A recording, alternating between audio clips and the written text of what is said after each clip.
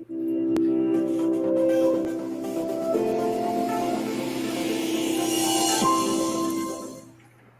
what is it that Shrews haven't done that I can say we should do to say that he's done all? Everything. That was it. Everything. He's done everything. He's scored a lot of assists. The only thing that can cap off his career. So why is it when I watch him on, I feel like he's a good player? Every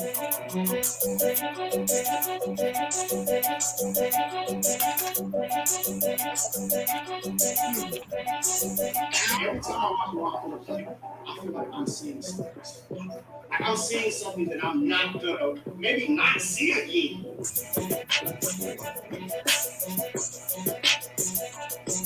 said that for a long time. BJ Boston was my favorite high school player in Georgia. I don't get that feeling that I'm seeing something I'll never see again.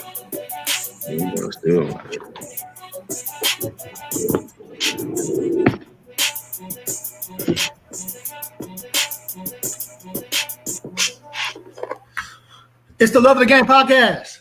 We're in the building. It's Sucker Free Sunday.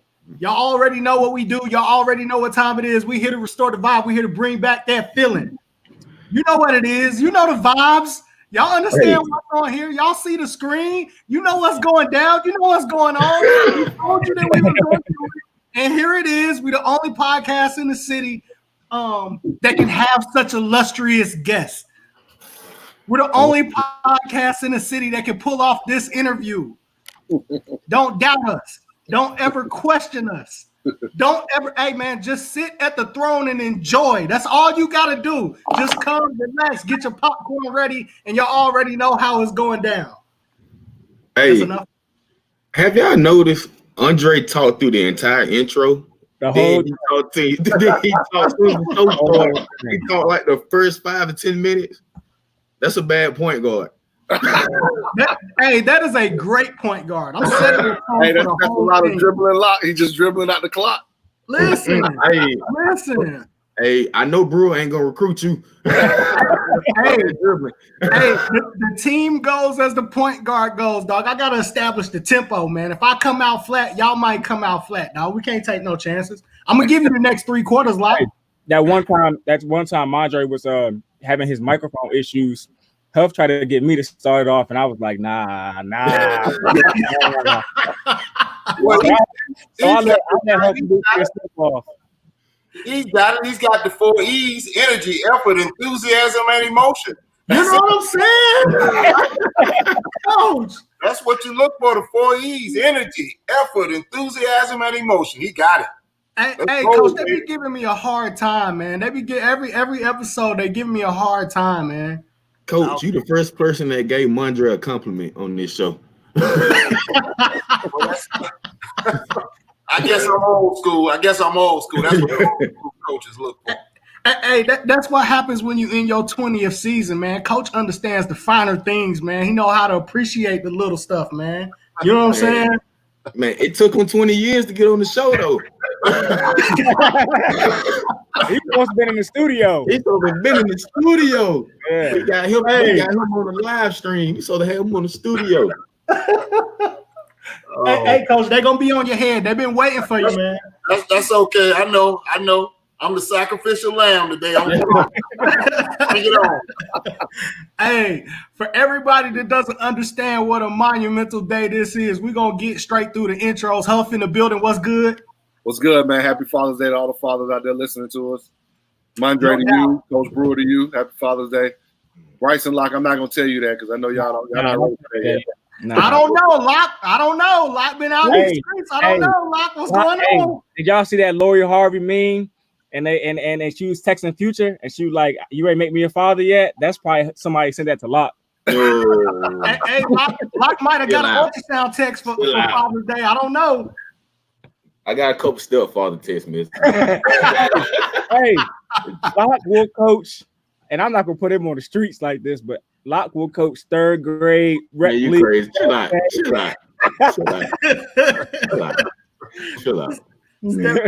Decade. B Will in the building. What's good? What up? Locke's Way. What's happening? What's good?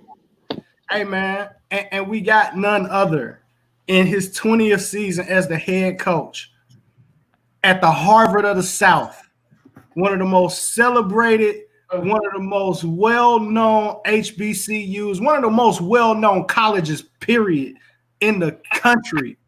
We got the man, the myth, the legend. We got Coach Grady Brewer in the house from the Morehouse College, the Maroon Tigers. What's going on, Coach? Hey, it's going well. Happy Father's Day, as I said to everybody out there, and let us be great fathers. And the way you're great fathers is that you respect the kid's mother in front of the kids always. Give them that respect. That's the greatest gift that you can give to your kids, is showing respect to their mother. No doubt. 100. Appreciate all the mothers that helped us get these kids here. That's right. Hope everybody enjoyed their Father's Day, man. Hey, Bryce, be Will, tell Pops I said what's up. Tell Pops I say Happy Father's Day. Always gonna celebrate, dude, man. It's my guy. I also got to give a shout out, man, to anybody like myself. Pops ain't around anymore, so I want to shout out to everybody that's missing their pops, or maybe a tough day. If you're going through it, we can go through it together, man. We all here. We still got the lessons that our fathers gave to us, even though they may not be here. So I'm sure they're proud. So shout out to everybody who's going through that. Coach, we got, Locke alluded to it, but we're going to get back to it, man. Coach, this is something that we've been waiting for. This is something that people been asking for a long time, Coach. People been wanting to hear from you. People been wanting to see you. But we finally got you here, man. We appreciate it. You giving us that time, Coach, being on, man. I appreciate that. It's an honor to be asked to be on. I'm always honored to be asked to be on. For sure. We're gonna get to it, Coach. What is, or do you feel when we talk about basketball, Morehouse as an institution? I feel like we on this show understand how important Morehouse College is to the Southeast, but most importantly to Atlanta, to Georgia as a whole. But what do you feel like through your 20 years as being the head coach at Morehouse, how do you feel like your relationship is, or the school's relationship is with the city, and how have you seen that change or grow over time? Well, through the years, Morehouse has had Morehouse men in position. The first African-American mayor in Atlanta is the great late Maynard Jackson, Morehouse man. So we've always had relationships with the city of Atlanta and the world. Right now, that's on the case. One of my former players, who was my first recruit out of Athens, Georgia, Justin Miller, is representing the mother and the kids of the young man who was killed over there in Atlanta at the Wendy's. So we've always been a part of Atlanta, the movement of Atlanta, from Dr. King around the world, Dr. Martin Luther King Jr., to a plethora of other people. Michael Lomax, who taught at Spelman, a Morehouse graduate, who was a very tremendous help in us receiving this $40 million that we just received. So Morehouse men, we are there, carved in all over the world, in the state of Georgia and in the city of Atlanta. And so it is my job to continue that legacy and try to produce those type of men in the future. It's not about the 4 years that you're in college. It's about the 40 years of your life, of what we're trying to make you productive as a young man and a leader, a husband, if you care to be married, but someone who's out there in the community to serve him and to be a help to someone in that community.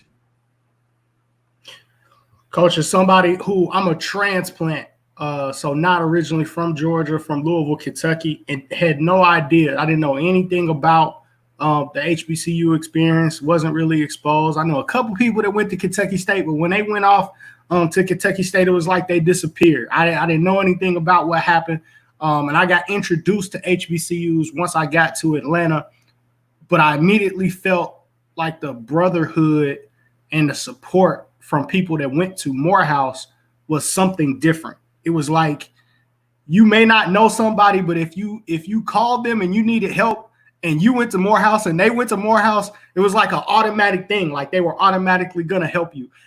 Is that something that it's one thing for it to happen inside the basketball program. It's another thing for that to be the case throughout the entire institution.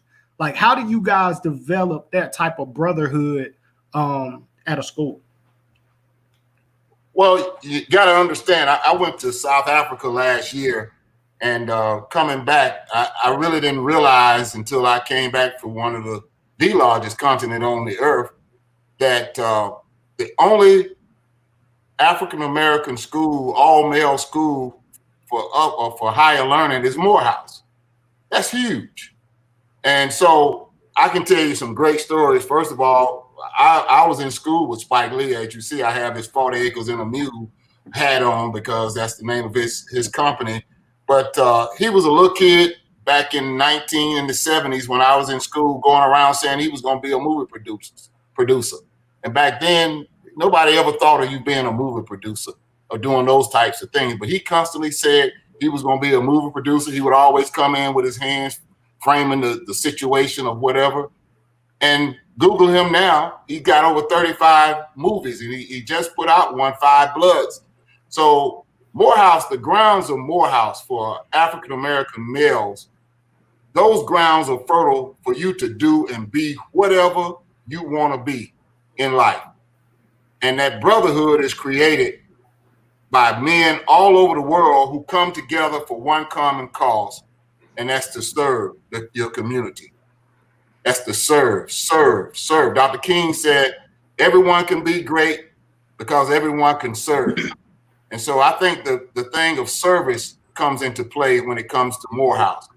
And the second story that I have, I was out in Las Vegas recruiting, and I was with one of my friends. Well, he was with Isaiah Thomas, the Isaiah Thomas, the bad boy Isaiah Thomas. Isaiah Lord Thomas. Lord, I think the second best guard, as Michael Jordan said, in the history of the game.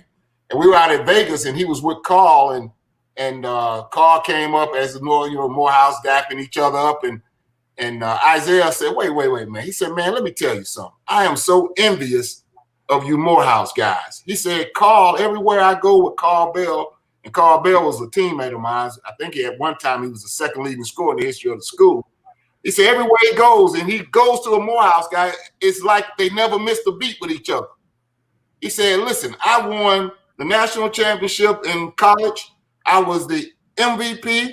I was the MVP in the NBA, 2 times champion in the NBA. But I don't get that love when I go back to Indiana. I don't get that love when I go back to see my old bad boys teammates. He said, man, it's something special. And he said, before I leave this earth, I would like to coach or do something at a HBCU. That's the power that brotherhood has. Those are 2 personal stories that I have that shows that power of brotherhood at Morehouse. Coach, what was Spike really like? You got any partying with Spike stories out in the AUC, Coach? How was Spike getting it in? I really want to know, how was Spike getting it in back then? Spike was a sports fan who loved Morehouse. His grandfather and his grandfather and his grandmother, I believe, I know his grandmother attended Morehouse. So he had Morehouse maroon blood in his system. And so around campus, he was this little dude who would go around and said he was going to be a movie producer. You know, back then when we were in school, they had the big large cameras. You know, you tote on your back. And we was like, man, there ain't no brother movie producers. What are you talking about? He said, I'm going to get it done. But he had his first break, and I think he'll tell you the story. He was able to do the coronation that was in the King Chapel. The first year the King Chapel was built. And he had a tremendous show there. And he just went up from there.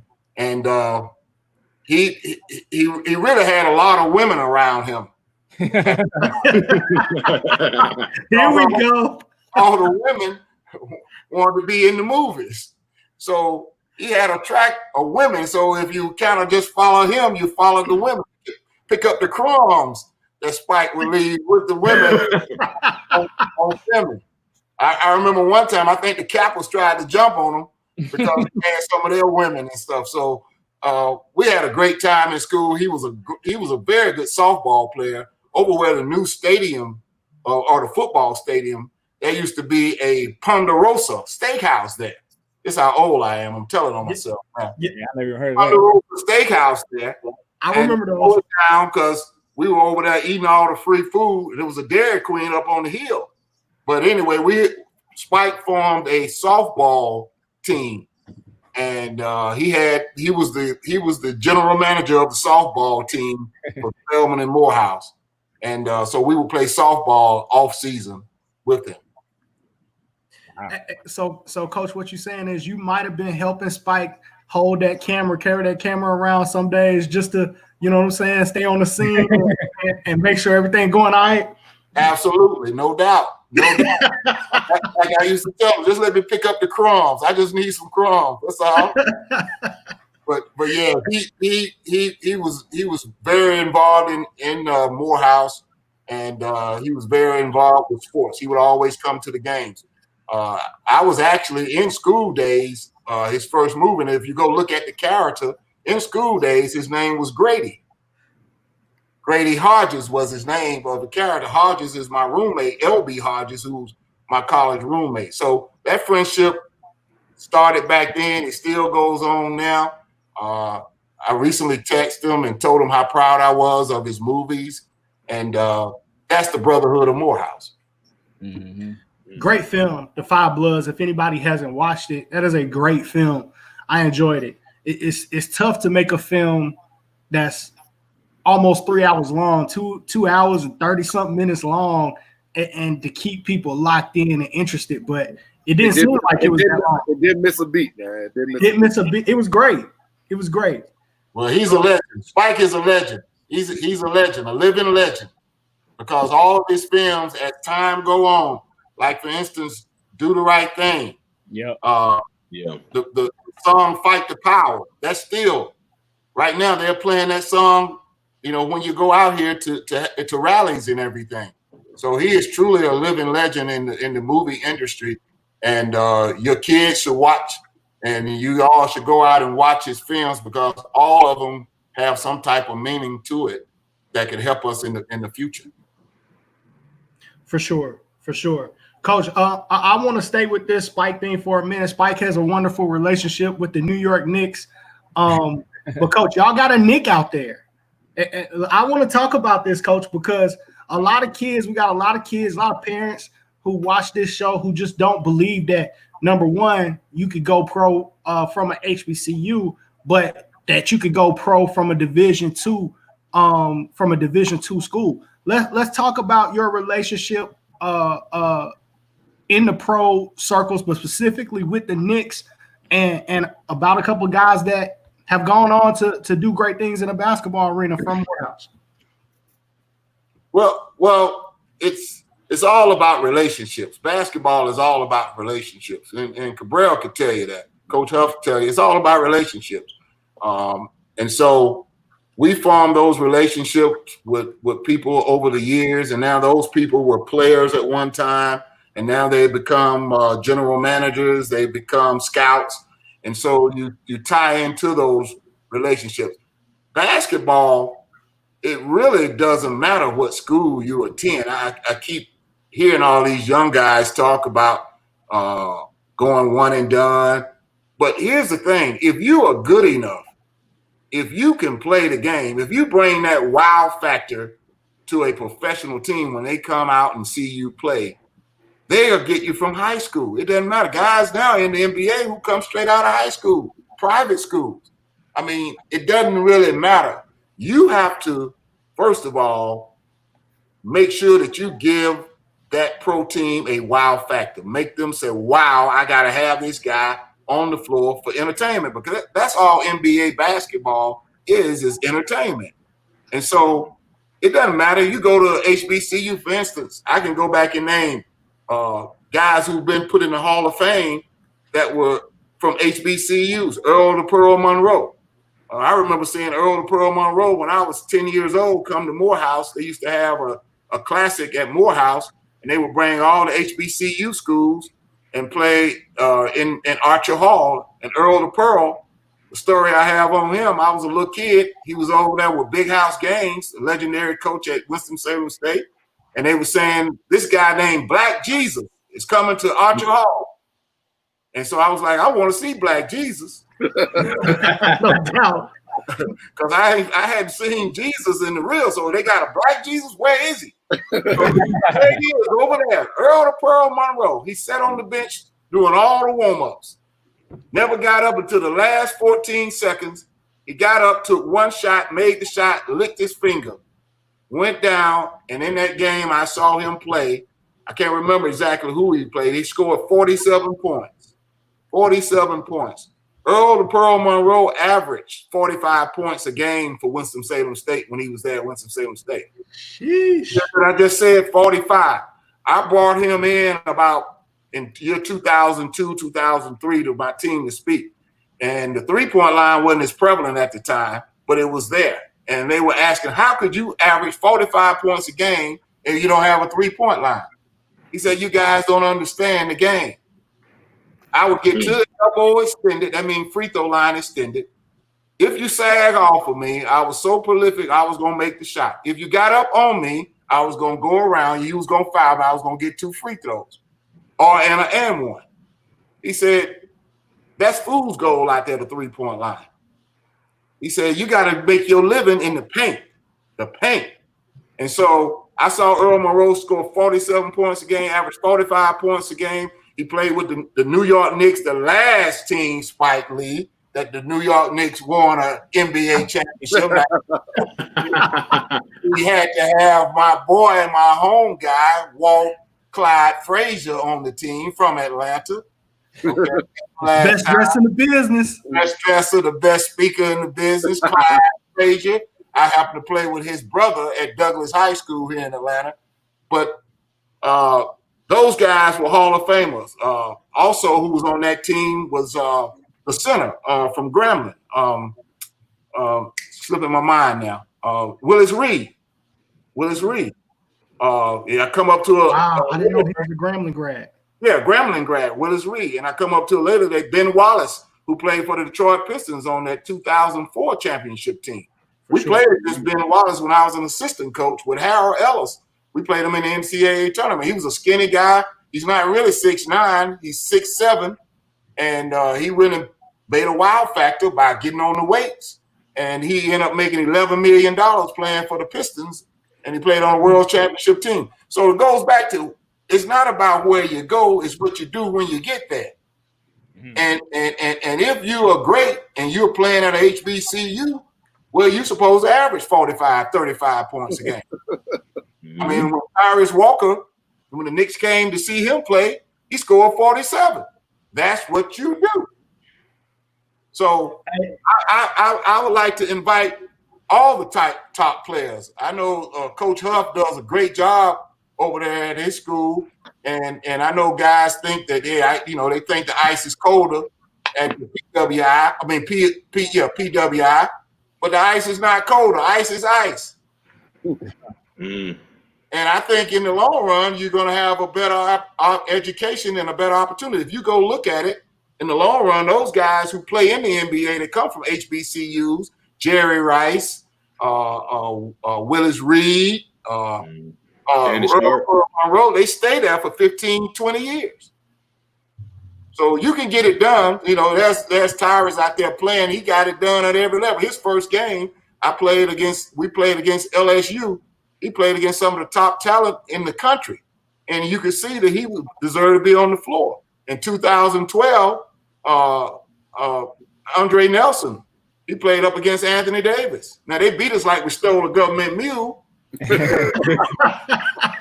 You could see the talent that he could play up there with them. And he ended up getting a tryout with the Knicks and the Orlando Magic and the Houston Rockets. But now here's the big thing.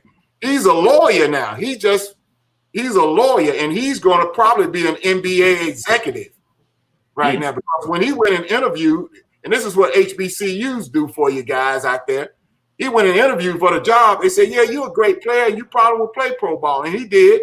He played in the G League. But he said, Coach, this guy is a general manager. he needs to go to law school and get his law degree because he's a general manager when it's all said and done. So that's the difference. I think guys have longevity in the sport of basketball when they come to HBCUs, and you'll have a bigger stage. Just think about it. If just 10 of the top 50 go to HBCUs, I would love for them to come to Morehouse, but if they go to other HBCUs, think about the financial impact that you will have. The cameras will come. The financial impact. The institutions now will have more kids coming to the institution want to be a part of that. Because when we were back there, when Harold played, our when I was an assistant coach, our attendance at the school was only like 2,500. But when we went to the Final Four, we had that great run. We was on BET with Larry Lewis and Harold Ellis. Our enrollment went up to 3,100 kids because they wanted to be a part of it. So I just hope some of the high school coaches and some of the moms and dads just give us a try, because I'm telling you, it will be better in the long run coming to an HBCU, because they're going to get that training not just from the coaches, they're going to get it from the teachers to the janitors to the cooks. They're going to make sure they do it the right way. We talk about that a lot, Coach. We talked about how having successful athletics can boost enrollment for a school and bring in finances to a school. Like, at some point we have to understand America's thirst for sports and the money that comes along with that. You talked about how those enrollment numbers picked up when you guys make a Final Four run. But most importantly, you touched on are the guys that came from your program that are also filling another role that we say that we need so much. And that's that we need more people in positions of power. We need more executives. We need more GMs. We need more athletic directors and presidents of universities. When it comes to recruiting, just want to know your thoughts. Are we about what we say we're about? Are we about building great student athletes? Or are you finding when it comes to when you're recruiting certain guys that there are other things that are getting in the way? Well, there are other things getting in the way. You know, the money, and everybody wants to be on TV and the fame and fortune. But it boils down to, at some point in time, just like my old self, they're going to tell you, or you're going to know that you can't play the game anymore. What are you going to do now? What's next? What's next? And so you got to get ready for the what's next, because the air is certainly going to come out of the ball. And so it goes by, when I recruit, I look a lot at a kid's character. Of course, I want him to be talented, but he has to be coachable. He has to have those 4 E's I talk about: enthusiasm, emotion. Those things has to come with it. And he has to want to be in school. You got to want to be in school. Value that education. You got to value that education, man, because after all said and done, you can't have a key to get into an opportunity, a door of opportunity, if you don't have that paperwork. And so it's really, really, you know, I had about 6 guys graduate this year from Morehouse. It's really, really important for me to make sure that guys understand the value of education. Education, God first, education, God, education. Those are 2 foundations that you can build hope and success off of. You must have God in your faith, and you must educate. Knowledge is power. I remember Benjamin E. Mays saying that when I was a little boy walking on Morehouse campus. Knowledge is power. Can't nobody take that power away from you when you have knowledge. So the young kids are very, very intelligent now. These kids are very intelligent, and they are super talented. But I think the shortcoming of kids now, they don't understand that you got to go to work. You got to put the work in. Greatness comes by doing something over and over and over again, to where it's second nature. I always talk to my players about who's the greatest scorer in the history of the game in the NBA. They said Kareem Abdul-Jabbar.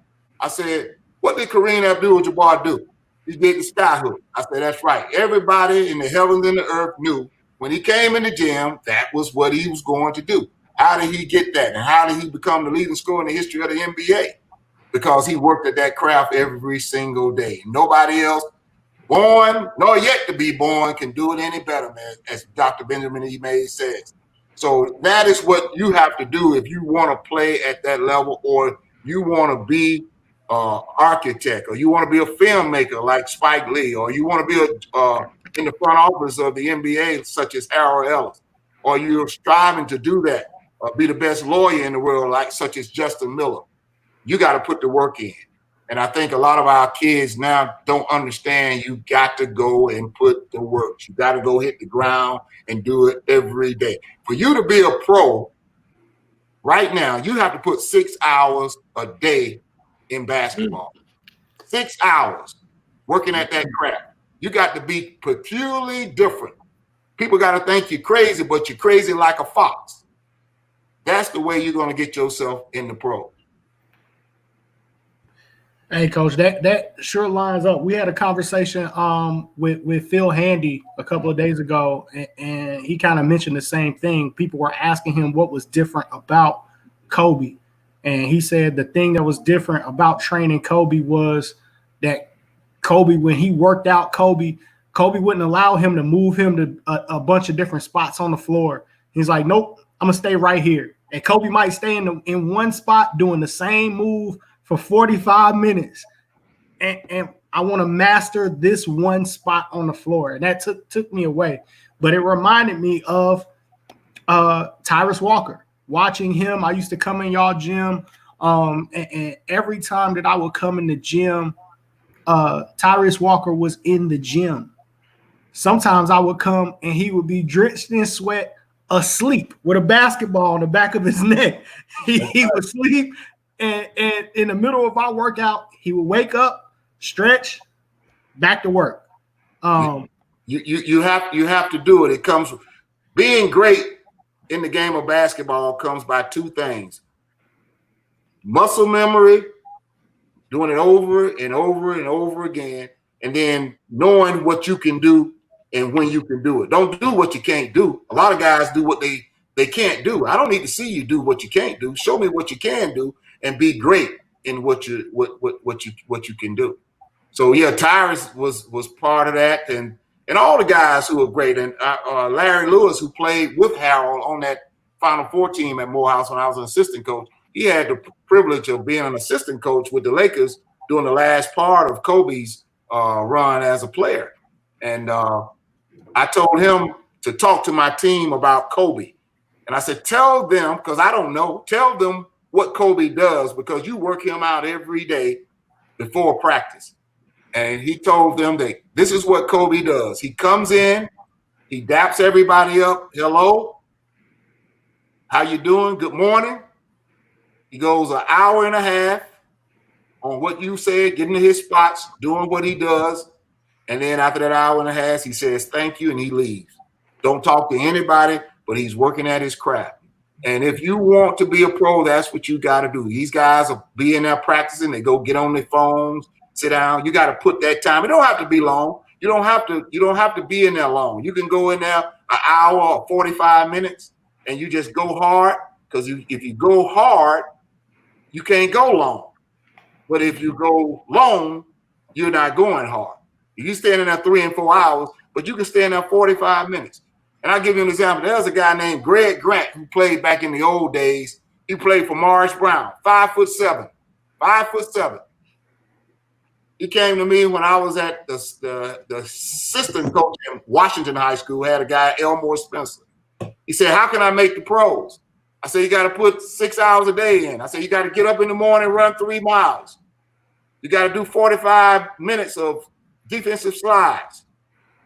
You go get you something to eat. You come up in the gym, you play. Pick up an hour and a half, Monday, Wednesday, and Friday. Tuesday and Thursday, you go to the weight room. At the end of the day, at the end of the week, at the end of the day, you run 3 miles again. So that's 6 miles a day.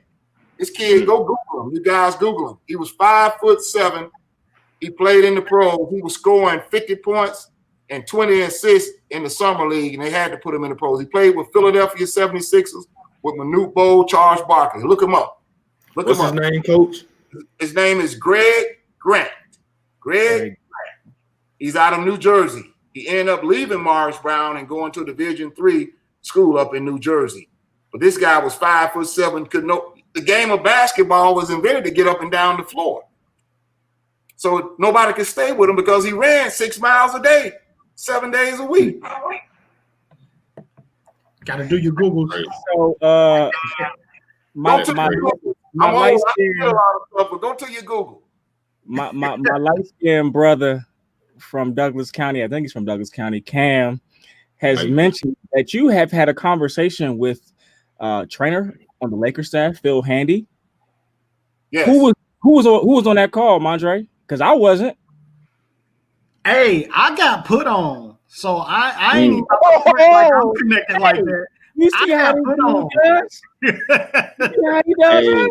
I got put on. I'm glad you called him out, Bryce. I peeped that too. Yeah. Well, Cam commented on it, so I had to follow. All I'm saying is this: go talk to Cam and talk to the governor. Talk to Cam and talk to the governor. Don't. I ain't got nothing to do with that.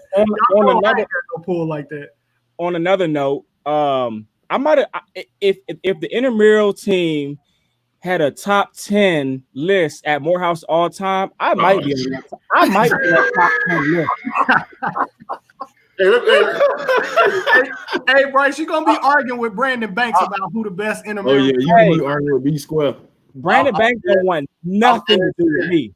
The intramural teams over at Morehouse, man, over the years, I'm telling you, they were pretty good. So I don't doubt it. I can't doubt none of it. I just can't. You can only have so many people on the team, and you got 3,000, 2,000 males over there. You can't have everybody. So Brandon was good. There's a lot of legends over there. I call them the Archer Hall legends. Archer Hall legends. Coach, have you ever offered a kid off the internet of the league?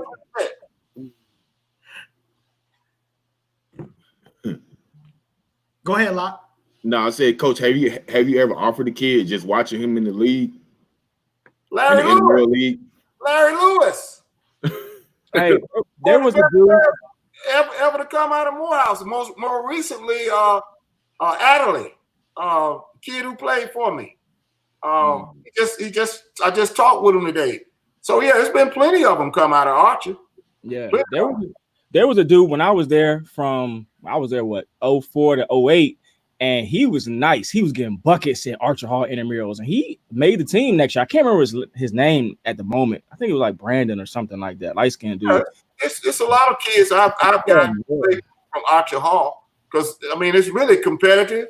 They have to perform. They have a lot of pressure on them because they have the Spelman women. They probably have more women at the game. Hey, the girls be deep in that thing, bro. Now, see, that Archer Hall, that's when I played, and that's when Harold and them played over there before they built the Olympic Arena. You had to wait 2 hours to come over and see Hollywood and Showtime. That was Larry Lewis, Hollywood, and Harold was Showtime. Used to wait 2 hours outside the arena. So the Olympic committee people came over. They didn't believe it because they were going to make that a water polo arena, what Forbes Arena was. And so they came and they saw. They used to Rayfield. They used to say Rayfield. They used to knock the doors down in the old locker room and come in there and go up and knock while we in the locker room talking. They would come in there and knock the doors down and go upstairs to get in the game. We won 53 out of 56 ball games in a row at Archer Hall when that was there. So that's how the Forbes Arena was built by the Olympics. Mm-hmm. Hey. So set me up on Wednesday, right before the Hump Wednesday, right? Fried Chicken Wednesday. We can leave at Archer Hall and go right to the calf, right to the Hump Wednesday and get a popping. That's right. Hey, what y'all was doing over there at Spelman? Huff, Bryce, what y'all was doing? Hey man, just go to Marketplace Friday, man. That's all. Huff, we in there, the Market Friday, walking around. We at the probates. Yeah. Oh, is it probates for small? Yeah, probates. You took the right classes over there, Hey, I took an art class at Spelman. You messed up, brother. You messed up. It was hard. bad.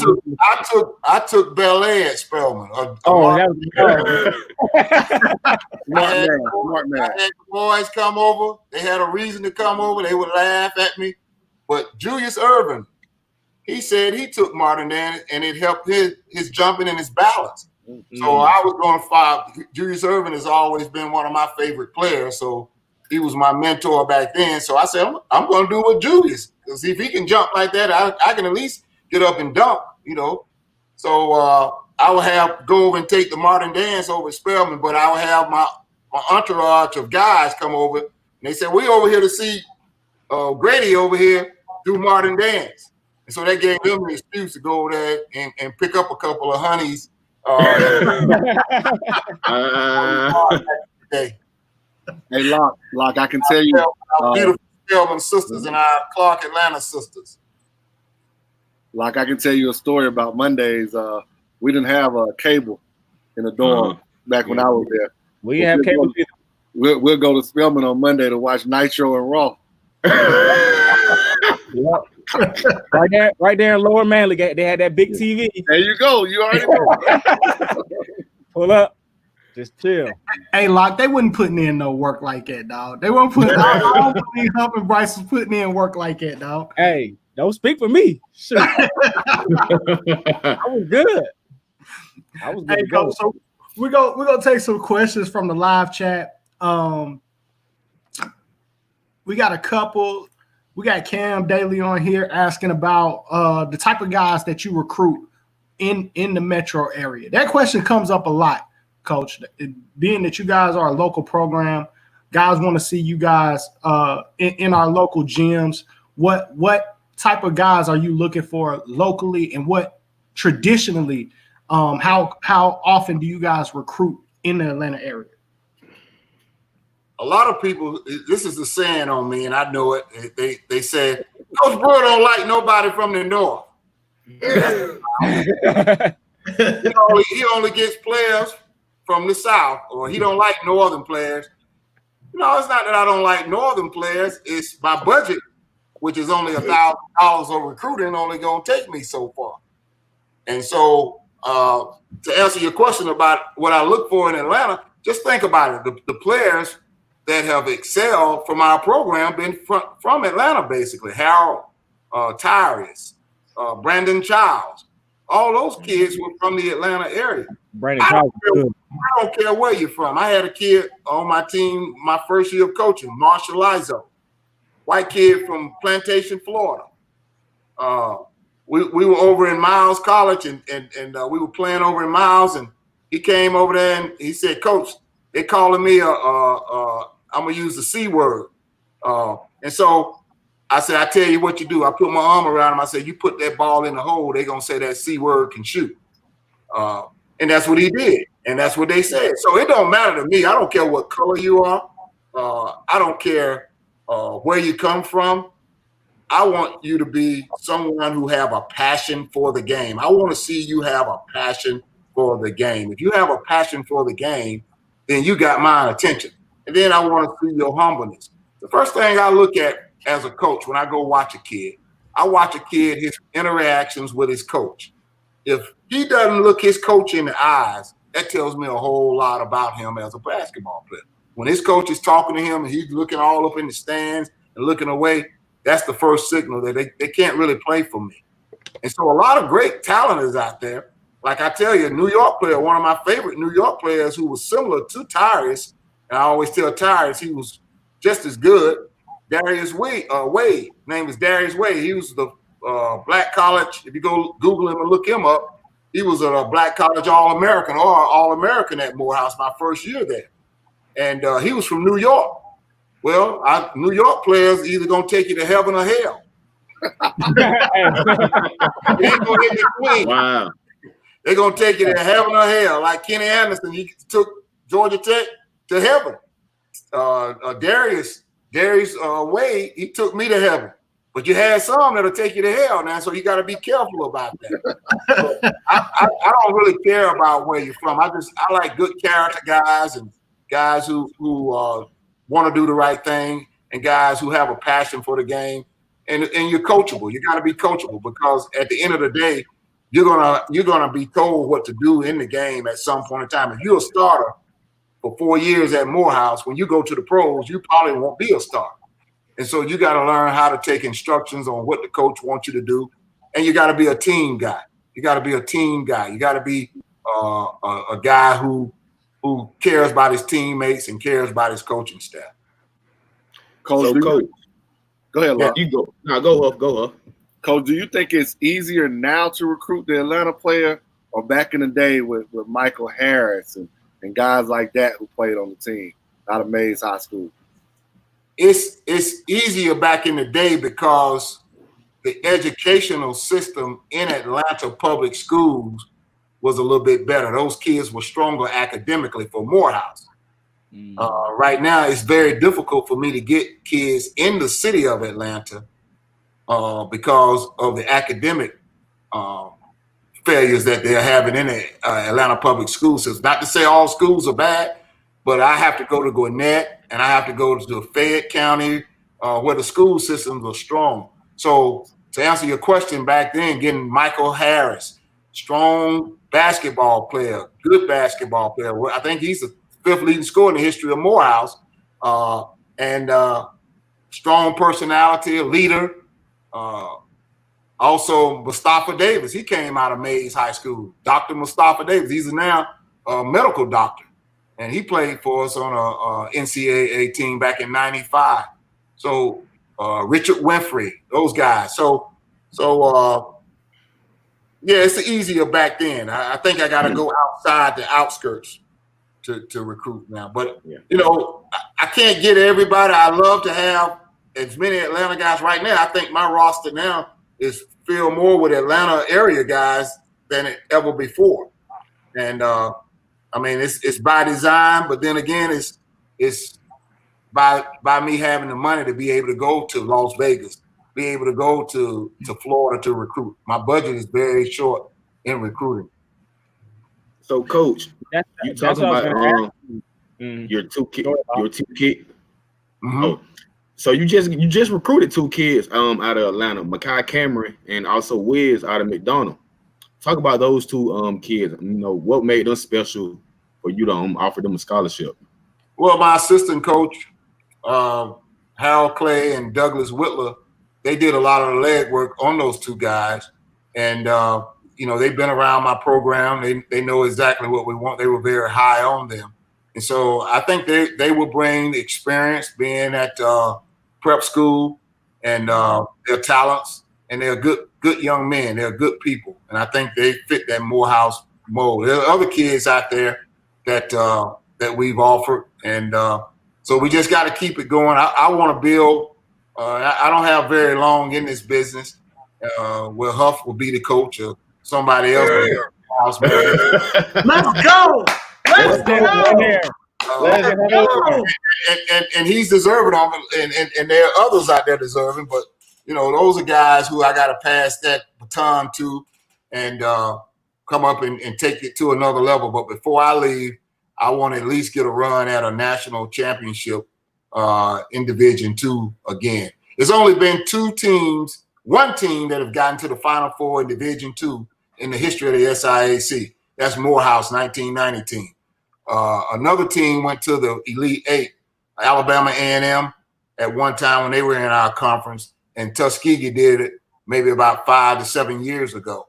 But Morehouse, 1990 team, is the only team that has went to the Final Four in Division II NCAA basketball. Coach, let's talk about the SIAC. It's changed over the years. I mean, you get additions of Spring Hill, you get Savannah State coming back in, Claflin leaves out. What do you think about it in retrospect to what's going on at Division I with Florida A&M moving to the SWAC? I've heard about maybe teams dropping down, teams going up. What do you think about that? Well, the schools, the HBCUs, got to understand they got to have enough money to run these programs. And I think they're adjusting to what type of money that they could get or the type of money that they have. Morehouse and Tuskegee are the cornerstones of the SIAC. And with our name and our brand, I think we kind of give that SIAC that recognition around the world. Not to say that we're the only ones, but we give that recognition around the world. So I really think at some point in time, when Huff become the next head coach at Morehouse, possibly, that he can take this to another level in the Division I level, because our brand around the world, and then we don't have gender equity. We don't have females, so we don't have to worry about the Title IX situation. So my dream at one point in time is to get to a Division I level. I was saying the MEAC or the SWAC, but everybody's leaving the MEAC.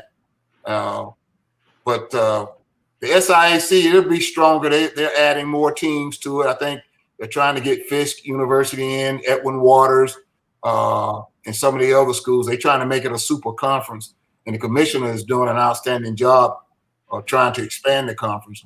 But as for Morehouse and Tuskegee and a couple of other schools, possibly Clark Atlanta, there's a possibility that those schools could become Division I, and I think it'll make them, because everybody, you know, before you die and go to heaven or hell, you got to come through Atlanta. So, so everybody comes through Atlanta. And I'll give you an example. Back when Tommy Hammaker was the coach at Michigan, he offered to play us, and this was back in 2006, 2005, and he wanted to pay us $100,000 to play. Well, we were Division II. They don't give you that type of money when you're Division II to play those type of games. So, you know, I played a lot of the Division I schools. We have played LSU. We played Georgia twice, Auburn, Kentucky, Ole Miss, North Carolina State. I've tried to give our kids that experience to let them see that level of play and what the intensity and what it takes to play at that bigger stage. But I think at some point in time, not now in the future, because right now we're all having financial problems with the coronavirus. But I think some point in time that some of the schools in the SIAC should and could go to a Division I level. I love to see it, Coach. Let's get it done. Coach, how much pressure, because, and this is something I hear all the time too, we want to see Clark Atlanta in the gym when we have these tournaments. We want to see Morehouse in the gym when we have these high school events and these AAU events. How much pressure do you put on your assistants and the guys that are heavily recruiting under you to attend in full Morehouse garb and make that presence felt in the local gyms?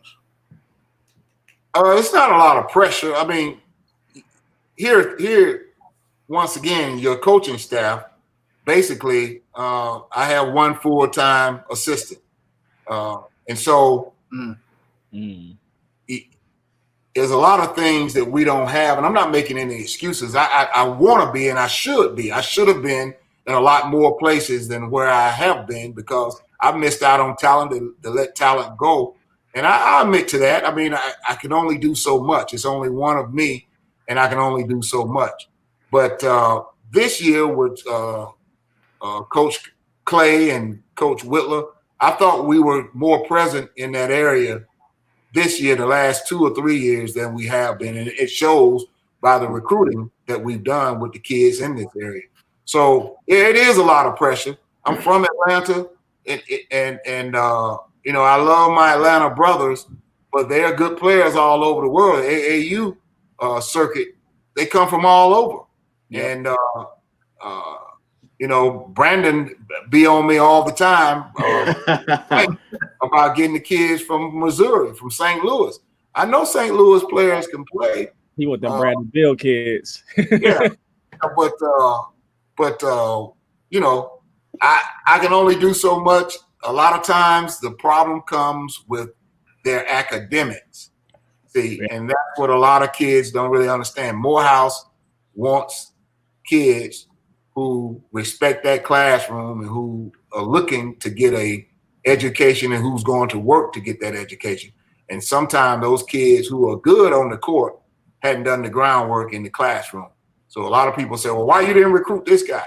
I don't want to tell their business, but a lot of times they don't have the paperwork to be able to come to Morehouse. And so I don't want to put them in a position to where they're going to fail. Now, I'll take a chance on some kids, and there have been some kids that I've taken a chance on. I put them around good kids academically, such as the Michael Harrises and the Mustafa Davis and the Justin Millers and the Andre Nelsons, and hopefully they could come together and make each other better as student athletes.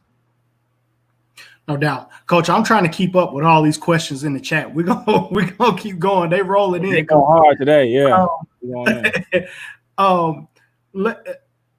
Coach, I just want to say one thing, and you can comment on it or not, Coach. But these $40 million donations and all this stuff that's rolling in, they got to give you some of that money, Coach. Is that what we saying? Like, they got to break bread now, Coach. That's what you're saying, but that ain't what they going to be doing.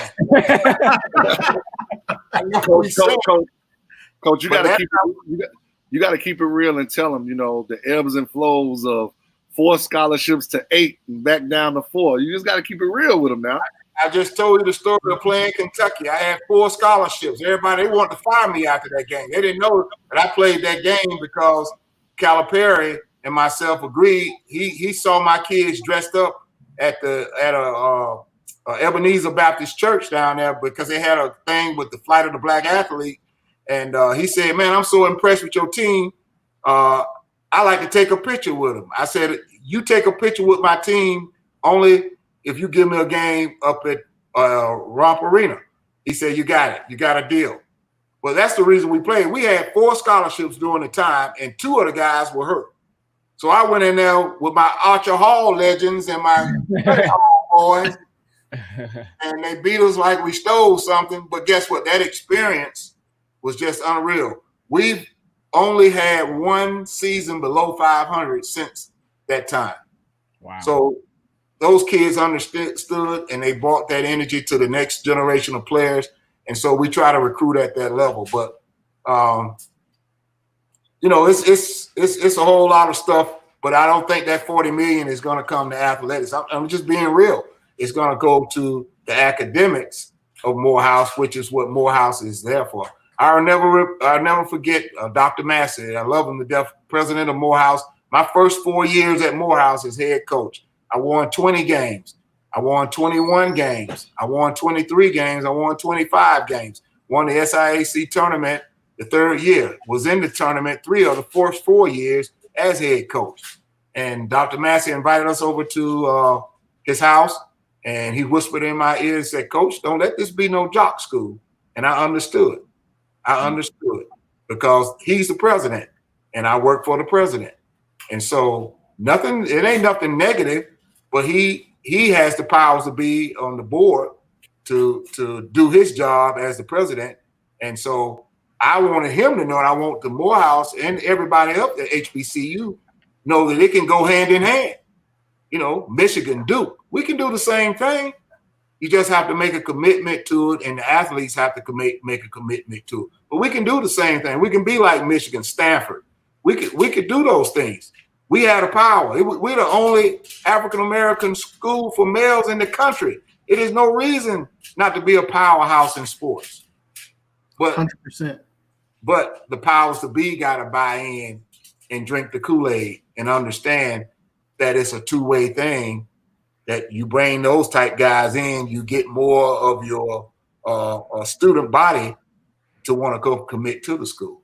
Because we're the ambassadors. We're the front porch of our colleges as athletes. And so it can work hand in hand, but hopefully when later on down the line, when the coronavirus is over, our board members and our alumni could get on board and put the money into it and put us up there into that type of situation. Coach, you gotta let me know who I can email and who I can call and beg and plead. If they need additional Kool-Aid, I'll make them Jello shots, Coach. Andre will tweet them every single day. Every hour on the hour, Coach. I'm really annoying like that. I really will do it. He is. He really is. But right now we got bigger fish to fry with our academics part of our school. I understand that. So I'm just giving you all some tidbits for the future when this Corona situation dies down, that there's a possibility that those things can happen, and that's my vision for my alma mater in the future. What's it like preparing mentally and physically for that Clark Atlanta game? Man, I tell you, my mother and my sisters all attended Clark Atlanta, graduated from Clark Atlanta, and so it's just not. It's personal. Yeah.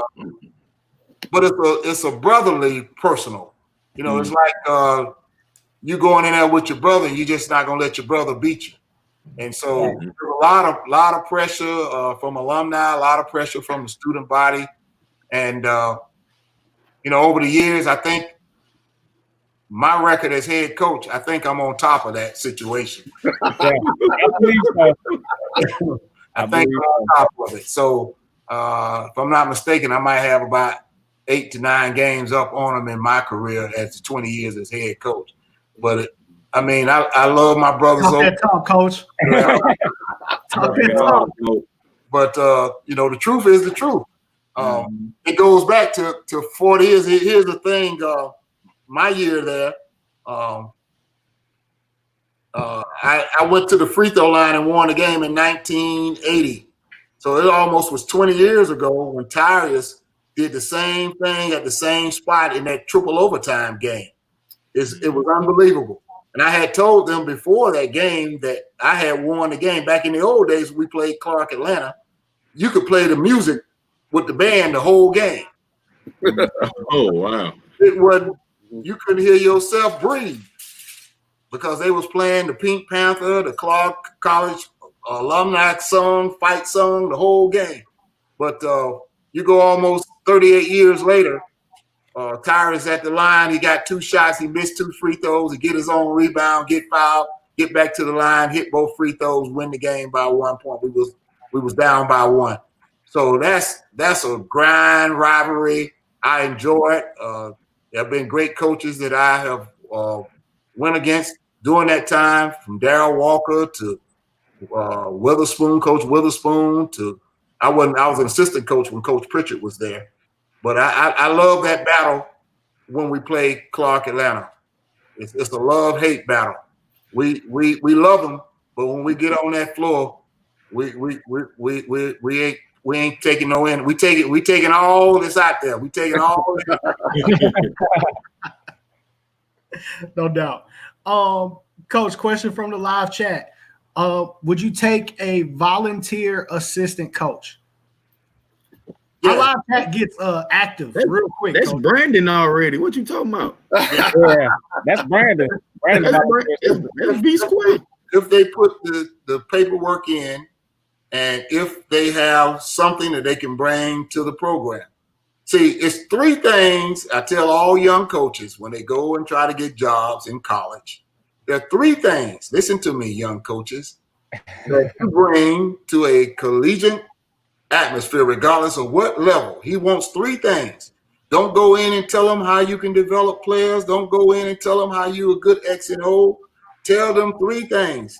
He asks you, what can you do? You said 3 things. Recruit, recruit, recruit. You heard that, Bryce? You don't understand. Hey, Coach Brewer was at my game last year. I remember at Mercutian. So, if you want some kids. There you go. Recruit, recruit, recruit. Okay, so that is what's going to bring things to me at the table that I can use. And then once you get me some recruits, because great players make great coaches. I don't care what level. Calipari at Kentucky, Krzyzewski at Duke, go back and look at the resume. They all had great players. Look how many NBA players they had. So great players make great coaches. Now the coaches have to develop, and they have to put them in a position to where it's best for them. But recruit is what you're looking for in a young coach. And then if he gets there and he shows that head coach that he's good at something else, then that head coach will allow him to do those things. Some of them, not all of them. So, Coach, how has it been coaching your son Xavier the last 2 years? Been fantastic. Been fantastic. It's a love-hate type thing. I love him. I love him when he make baskets and he come with energy, but I hate it when he don't go in there and rebound like he should.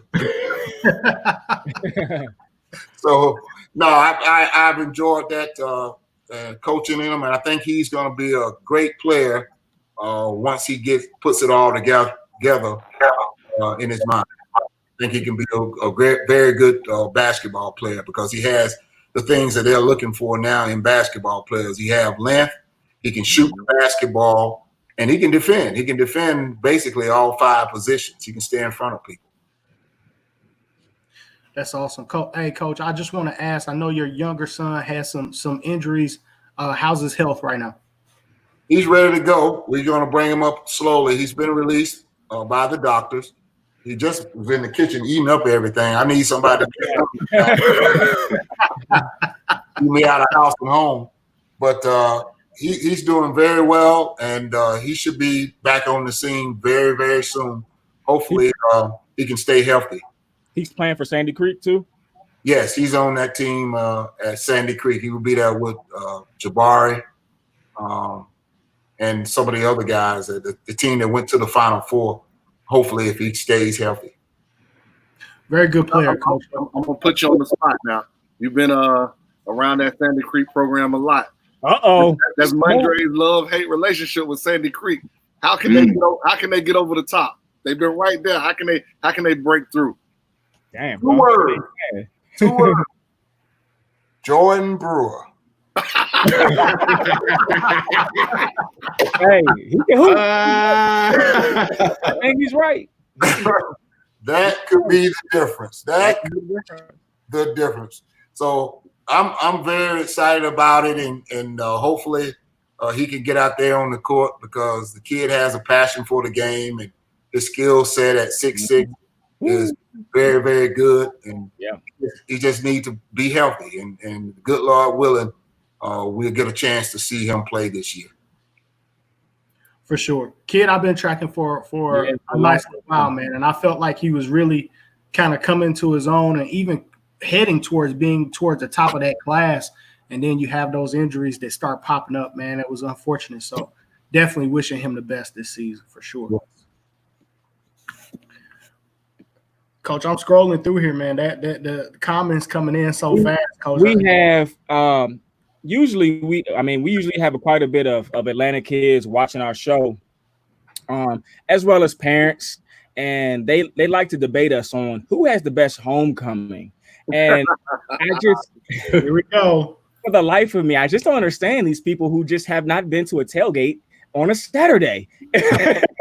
Can you talk about that so these kids can understand what it's like that week? Homecoming? Yes. Oh, it's no doubt. Morehouse has the best homecoming in the United States. I got A&T on line 1, Coach. You got Tennessee State on line 2. Line 1, line 2, but having homecoming in the Mecca, Atlanta, GA. They don't get it. Dirty swamp. They don't get it. He's got a point. You got Spelman, Clark, Atlanta. Everybody want to come be a part of our homecoming. The Georgia State people come on over. Like everybody. The locals that live around the corner, they in there. Everybody. And you can't even walk down that street, Bryce. You got to stay in one spot.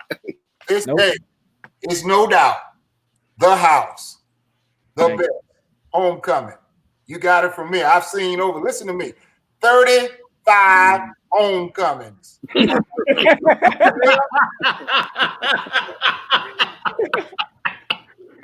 I was back there in homecoming when Jesus was walking in home.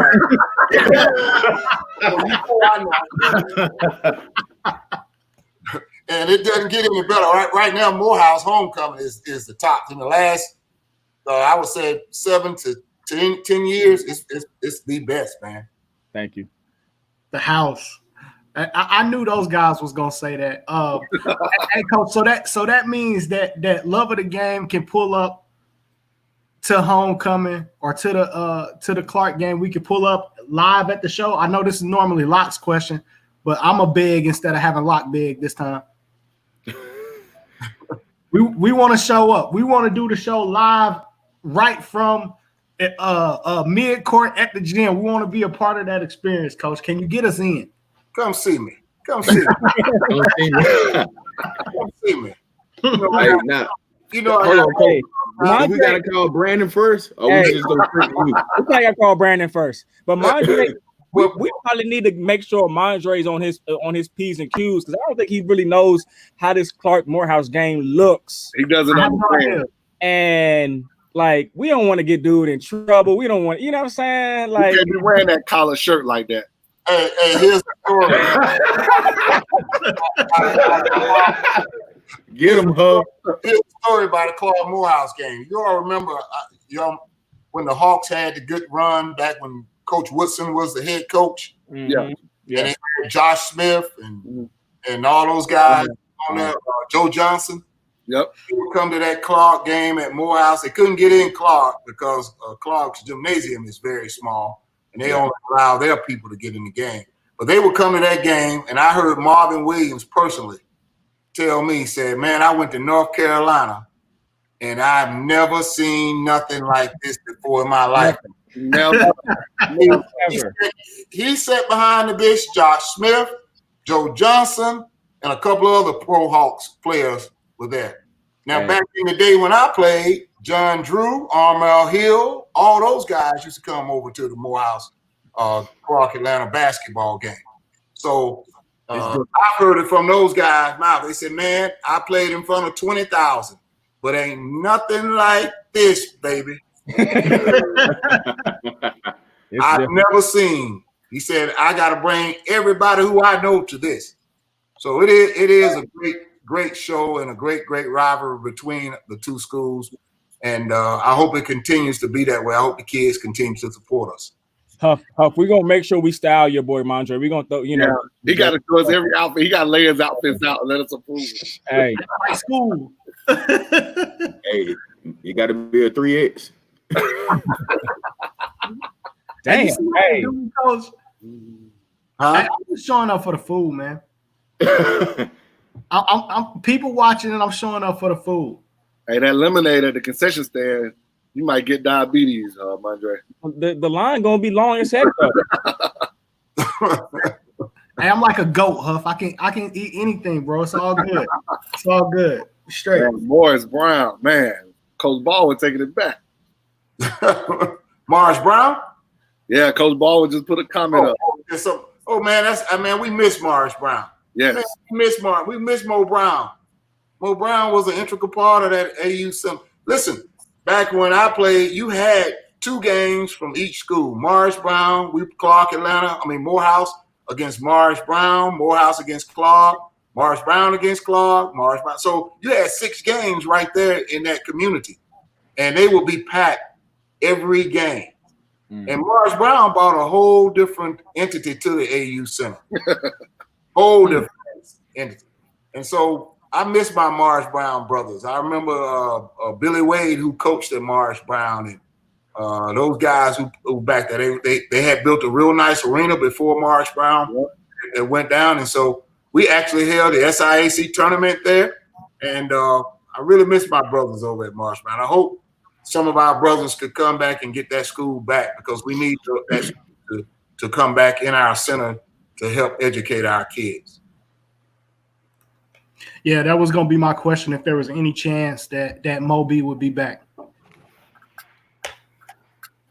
Is that just a financial thing with them, Coach? Yeah, it's a financial thing, and plus accreditation.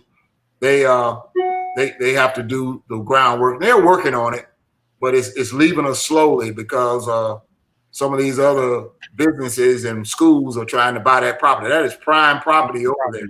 Yeah, I got another story for y'all. Know I got great stories. I played at Morehouse against a guy named George Bell, who went to Morris Brown. He was 7'7", 7'7", and man, when we would play those guys, It was unbelievable. So we played in Archer Hall. So George Bell, the first player of the game, he couldn't walk and chew bubble gum his freshman year at the same time. But his sophomore year, he got on the floor, he turned around and threw the ball in. He didn't even jump. He dunked over our best player. They had to stop the game because everybody was on the floor. George shoe, and he was 7'7". He was the original Manute Bol. And in that same game, I think we ended up winning the game. That was a guy who played football for Morehouse. For Morris Brown. Morris Brown people know his name is Ezra Johnson. He played for the Green Bay Packers. And so we had a kid on our team back then named Keith Daniels. He's deceased now. Rest in peace, KD. But Keith Daniels hit one of the guys in the face. He said he was going to hit him because he kept talking too much. And Ezra Johnson stood up in the back of the old Archer Hall gym and said, if anybody move, I'm going to kick your butt. And so they didn't move because they were scared of Ezra Johnson. But there was some real good rivalries against Morris Brown. And as I said, hopefully that school, Morris Brown, could come back into the Atlanta University Center because we miss it. Coach, for the people that we have listening that maybe have never been to Forbes Arena, Archer Hall, or the Epps, the Clark place to see Morehouse play, I know I can kind of tell them, but I want you to tell them the style of play that they can witness when they come watch Morehouse play. It's control, up and down, fast break basketball. I like to kind of adapt to my players. It's the type of player that I had. When Tyrus, Martravius, and that team that won at 18 games in a row that was rated number 3 in the nation in Division II, we did an up-tempo pressing type of game. So it all predicated on what type of player, what type of player you are. My best players, I'm going to kind of fit my mold as a coach to what they do. If you slow, then we got to bring it and walk it down the floor because the object of the game is to win, and you got to put your players in a position to where they can win the basketball game. But I personally like up-tempo pressing, quickness, letting you play your game, seeing your game in practice, and letting you go. Now, a lot of people say I hold people back. I don't hold you back. You just got to do it consistently.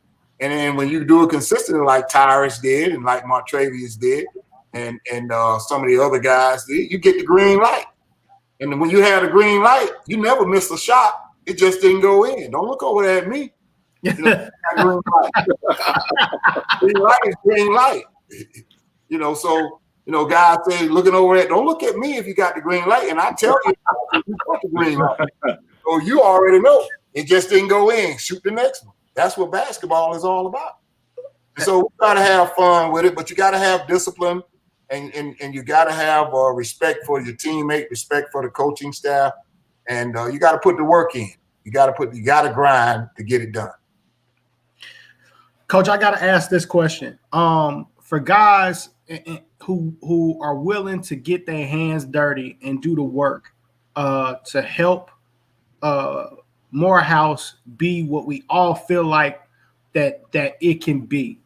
You mentioned that guys need to put paperwork in or whatever. What is the process for volunteering to be around the program to do anything, whether it's just to sweep the floor before practice? What is the process for guys that with all the high school coaches and all the guys that we had that watch the show that love being involved with basketball? What would that process look like to say, hey, I want to volunteer to help be around the program and to help any way I can? Well, first of all, the school has to want to let you be a volunteer. And at one time, Morehouse did not allow volunteers because what they had was that they had guys who would volunteer and then they would get involved in it and then they would quit because it wasn't paying them any money. And I understand. You're not getting any money. You need gas money to come to practice. You need money to operate as a volunteer. So they didn't allow me to have volunteers at one time. Only the last 4 years they allowed me to be able to have volunteers. So what you have to do is go as a regular employee. Once I give you the go ahead that I want you to be a part of this, what you have to do is go to the what you call HR and put in the volunteer paperwork, and they can do a background check. You can't be no criminal around my players. Background check. The police, Morehouse police, will give you the go ahead to say that you're cleared, and then we will give you some type of duty of what we want you to do. So it's there now. With the coronavirus, they laid off coaches. So I don't know if they're going to allow any volunteers until they bring back these coaches that they've laid off. For sure. Yes, but that's the process of going and putting paperwork through HR and which sport that you were in, and come up with something, recruit, and get you out there.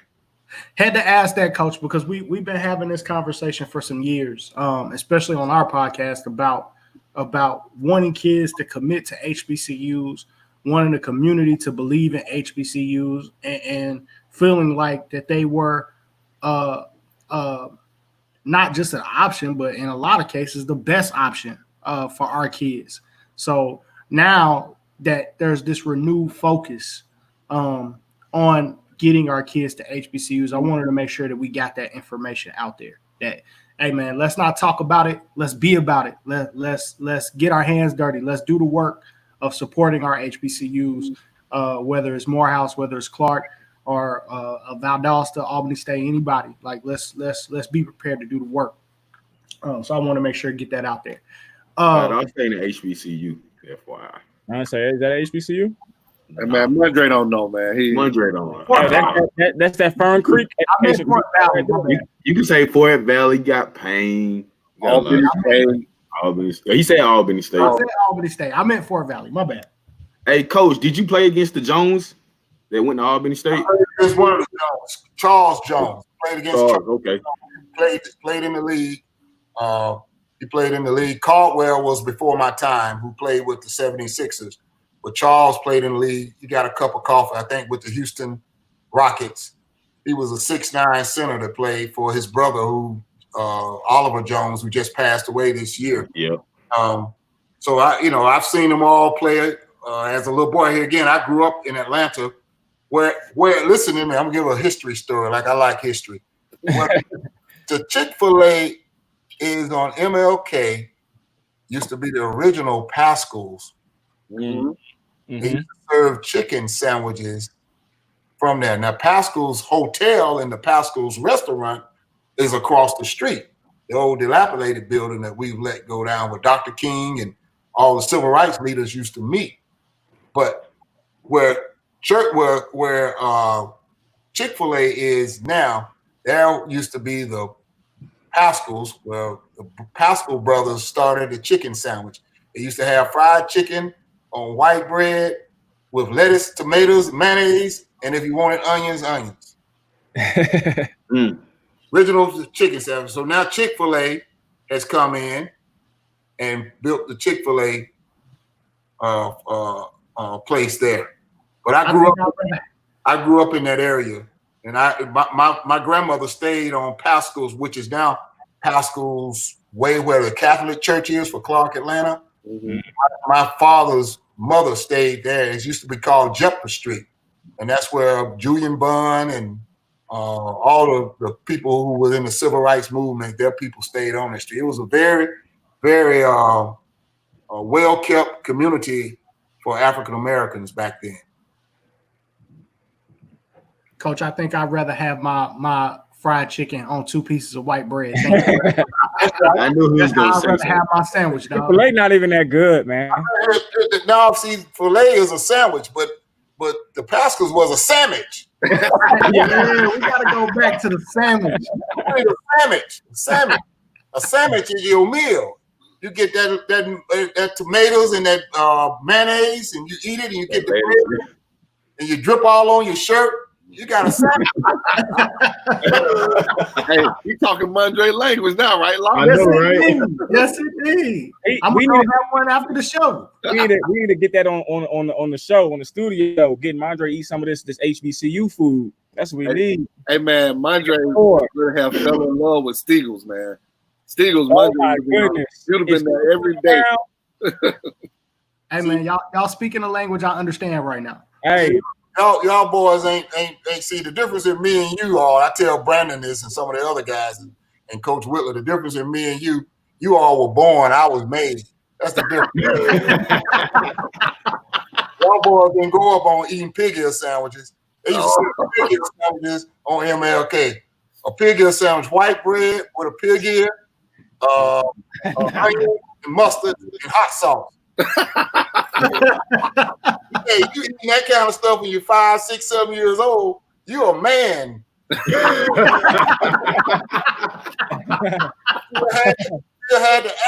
still had the hair on the pig ear. The little hair. Might get caught down your throat, man. So, difference in me and you all, I was made. You guys were born. Y'all was born. Hey man, I thought I was about that life. I don't know about the pig ear sandwich, Coach. I definitely agree with you. Not a man till you done had a pig ear sandwich, a pig ear with some mustard, onions, and hot sauce. Ooh, pig ear sandwich. It was 5 cents back when I was raised. You get a pig ear for 5 cents. Huff, did they have the Merkinsons when you was there, Huff? The what? Merkinsons. You go up there, go up the street and get you two-piece fish dinner for $2. Oh man, yeah. Merkinsons. Hey, you remember Home Box? Home Box was up there by Clark. Home box. That was the bottom. You get your chicken sandwich. The bottom. Yeah.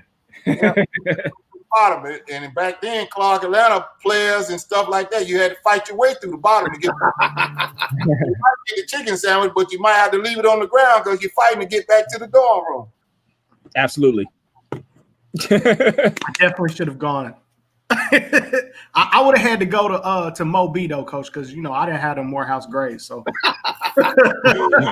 we don't accept people who are not academically up to par.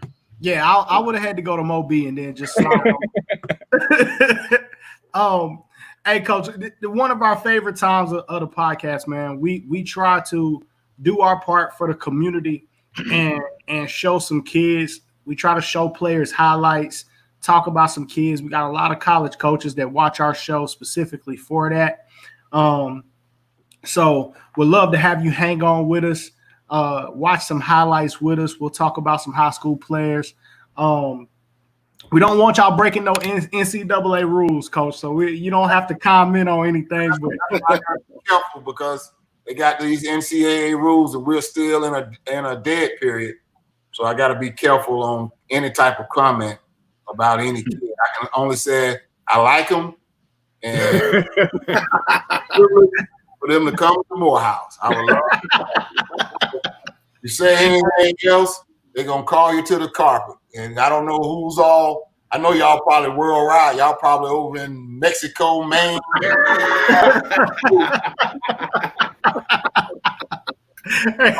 I don't know. So I have to be careful about that. But I've really enjoyed being on here. And, a lot of people don't see me on this side, but this is who I am. I'm an Atlanta boy, born in the projects, had an opportunity to go to Morehouse and walk on. I was a walk on at Morehouse, and the coach told me Coach McAfee told me he was gonna cut me after the second season. I said, no, you're not gonna cut me. So that next year I went into the gym and became the player. I was a starter that next year. And the rest is history. So you can do, young guys out there, you can do anything you put your mind to. It's not all about being at a Division I school. Know that. It's about you finding your niche and getting in that niche and being the best that you can be. Don't be nobody else. Be yourself, because you can be the best yourself. You can't be Kobe. You can't be Michael Jordan. You can be who you are and just be the best that you can be. And you do that by putting the work in, having faith, and never stop dreaming. Keep your dream. Regardless, keep your dream of whatever you have. So, no doubt. Coach, before you go, man, hey, what you bumping in the locker room? You controlling the playlist? Or you letting your players control the playlist in the locker room? Man, sometimes I come in that locker room, I hear all kind of stuff. Turn it off.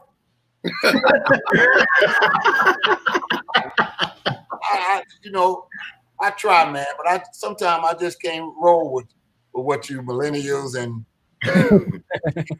what y'all listen to. I've gotten a little bit more lenient, but they like, this get me hyped. This get me hyped. Well, let me tell you about the greatest player that came from Atlanta, Georgia, Clyde Walt Frazier. He says that you should start out in the locker room going and easing up, get yourself up. So at the end of the game, you're able to finish the game because you haven't exhausted your energy early in the process. So he would listen to jazz, and then he would go to something else, a little contemporary type of music to get him up because he wanted to be strong in the fourth quarter. Now go Google Clyde Frazier and see what you had in Clyde Frazier. So all the hype, a lot of times I see guys in dunking, nobody's going to watch you dunk. Nobody cares about you dunking in warm-ups. Now, if you needed to do it to get yourself loose, fine. But I've never seen a girl go get a guy and say, I like you because you was dunking in the warm-ups.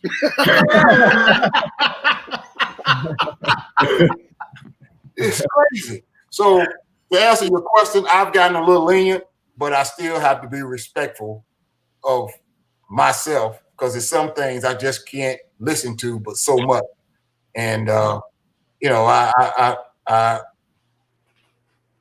cut it down sometimes. The younger coaches, Coach Clay and Coach Witt, more so Clay, he tries to bring that stuff in there. It's so okay. No little baby, Coach. No little baby. Huh? I said, so you ain't playing no little baby. No, I can't do that. It's Curtis Mayfield, man. Struggle going on, some Curtis Mayfield and some of those type guys to get you round up, some Marvin Gaye, some of that type stuff.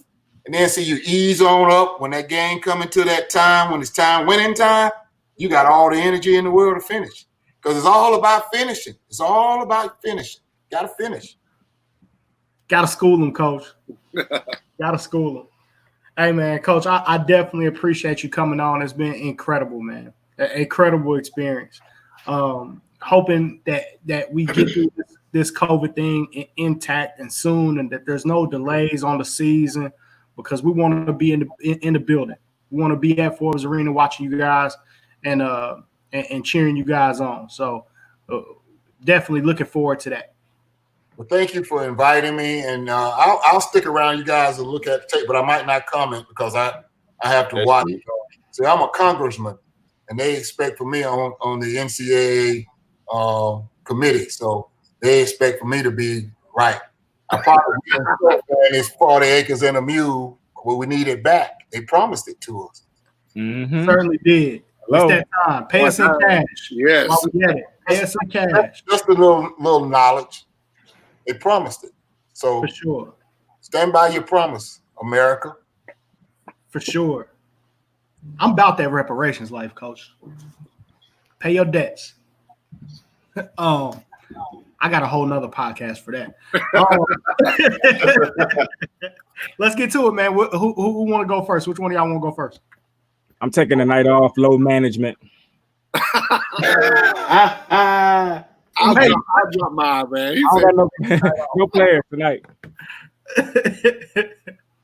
All right, Huff, I got you.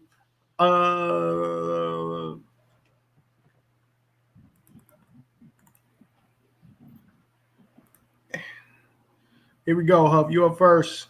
All right, I went out the state a little bit for this one. Sorry, my in-staters, but I went to South Carolina. I did too. All right. I went to South Carolina. Jalen Brazil, Dorman High School. He's good. Yeah. Smaller guard, but he's good, man. Oh, he sent me this in my DMs. Oh, snap. See, Huff? Oh! Don't do him like that. Hey, rewind. Yeah, start it over. Oh, yeah. Yeah. Okay, sir. They have a good high school program, though. Oh, man. Oh, my goodness. They beat Huntington Prep. They won beach ball. Yeah. Range. Yeah, I think I like him He's already. got a couple of D1 offers, but, obviously the kid's going into his senior year. He D'd up. Oh yeah, off the backboard. Oh, You gotta have some big kahunas to do that. He's confident too. got that How thing. tall is he? Hey, his handle is He's a small guard, 5'9". he's handling that thing.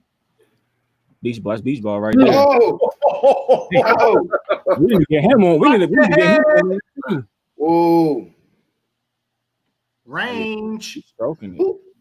Hey, homeboy got in the gym range, huh? Hey, Huff, y'all got The problem, a lot of people don't like small guards, and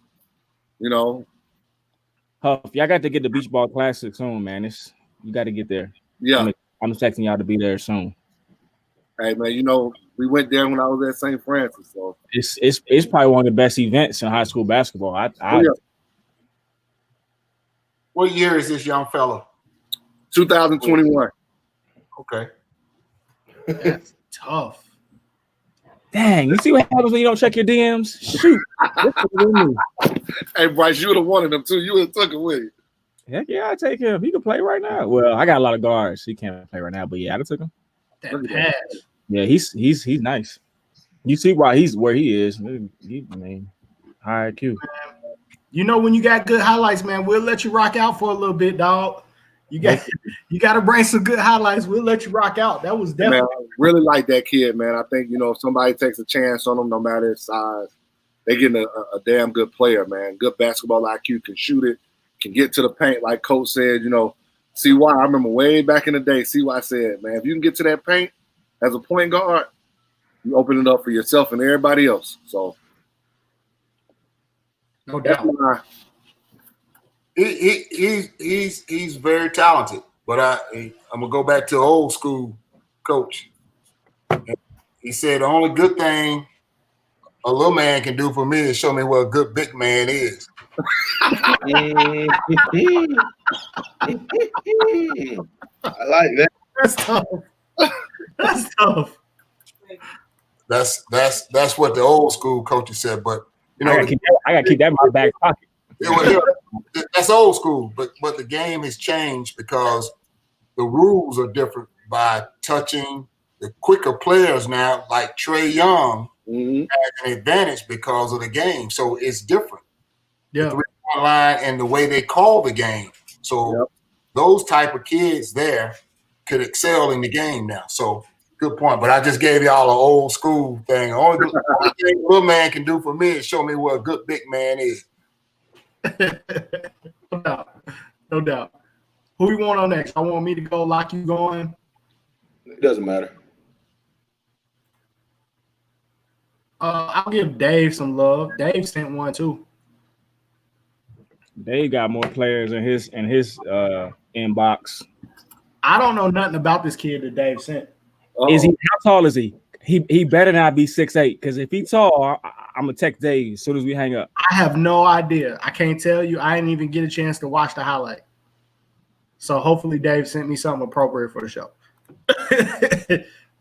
Because Bryce, I sent my highlight on Thursday. This is Devin McLaughlin. Oh, okay. Oh, Devin is good. Yeah, he's good. Yeah. Out of hype, play with a hype host. Yeah, he's good. He's solid. They got the tweets on here. I like this video. Who made this? Big Glock.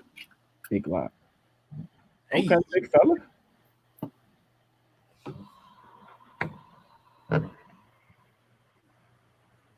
Doing what the big man's supposed to do. Oh, 3 ball.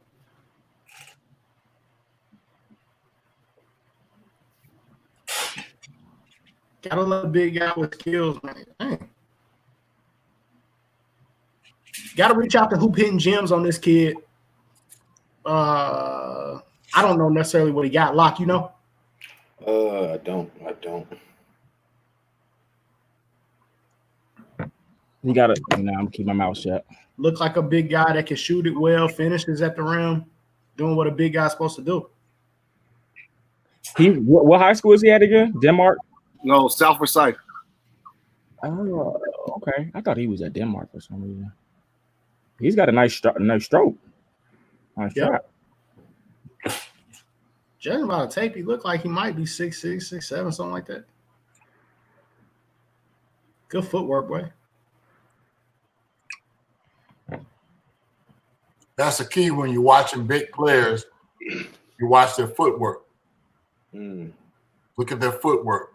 Their foot, if they're light on their feet as a tall guy, they can become very good basketball players. Look like a good kid. Devin McLaughlin, that's the hoops hidden gem. That's good. These big guys, they knocking down shots like that, man. That's gonna make it's tough to guard. I'm gonna show two kids on one tape. I went out of town too. How far? South Carolina. Both of my kids are from South Carolina that I'm gonna show. I got Quentin Hodge, 6'5" shooting guard from Lakewood High School, Sumter, South Carolina. He's a 2020 kid. And then I got a 2021 kid, RJ Felton from South Carolina. Okay, I see where you're going with this. So two guys that can really play. I actually got film of them playing against each other. So, damn.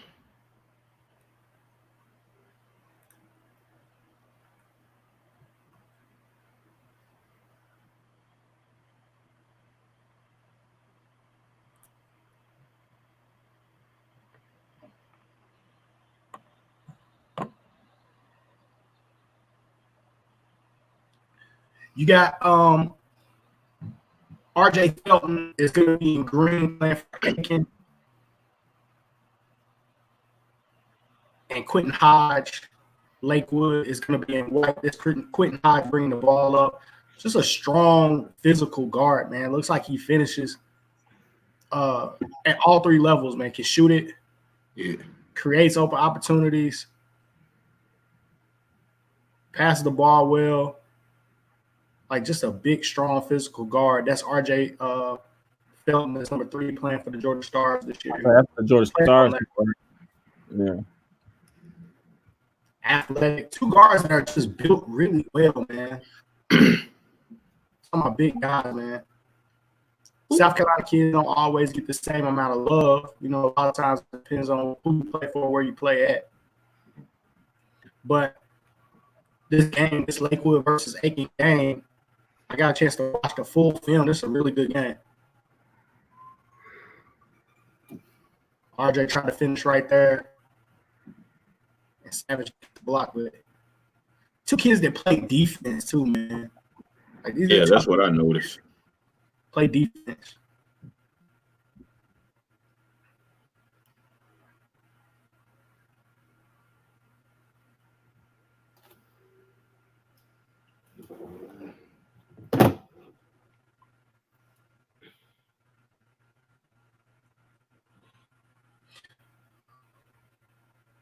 Mm.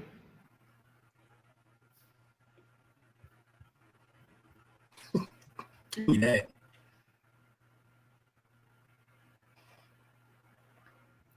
But if you're looking for a big physical guard, man, I know RJ Felton has some a few D-line offers, but not yet committed.